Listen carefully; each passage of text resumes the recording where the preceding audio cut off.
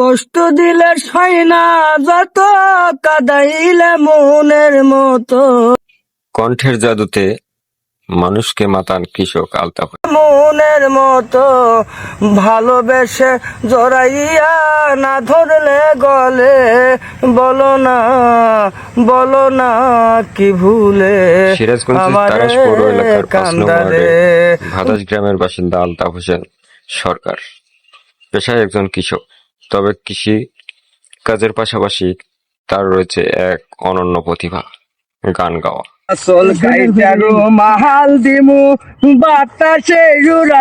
পেশাগতভাবে তিনি গায়ক না হলেও তার কণ্ঠের মাধুর্য ও সুরের জাদুতে মুহূর্তেই মুগ্ধ হয়ে যায় শ্রোতারা।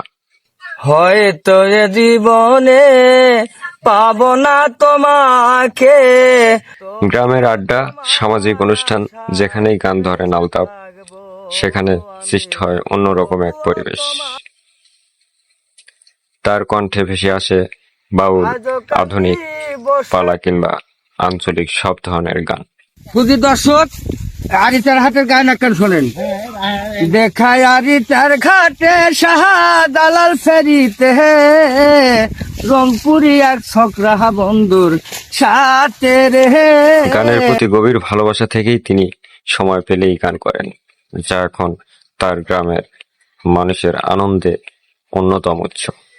বুকটা চিরে দেখে রে তোরা বুকে কিছু নাই আমার, বুকটা চিরে দেখে রে তোরা বুকে কিছু নাই, বিরহের আগুনে আমার অন্তর পুরে করলে ছাই।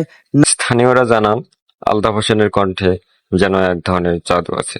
তিনি গান শুরু করলেই তার চারপাশে মানুষ থেমে শোনেন। কেউ বলেন, ওনার গলায় এমন এক টান আছে যা শুনলে মনটা ভালো হয়ে যায়। ও রং গিলা বাহাবাই রে বাহাবাই, কতই জাদু জানা। আলতাফ হোসেন বলেন, আমি পেশায় কৃষক, কিন্তু গান আমার প্রাণ। মাঠে কাজ করার সময়ও মনে মনে গান গাই। মানুষের মুখে হাসি ফোটাতে পারলেই আমার পরিশ্রম সার্থক মনে হয়। দেখিলে যে হাসে লোকে, ডাকে আমায় অসতী।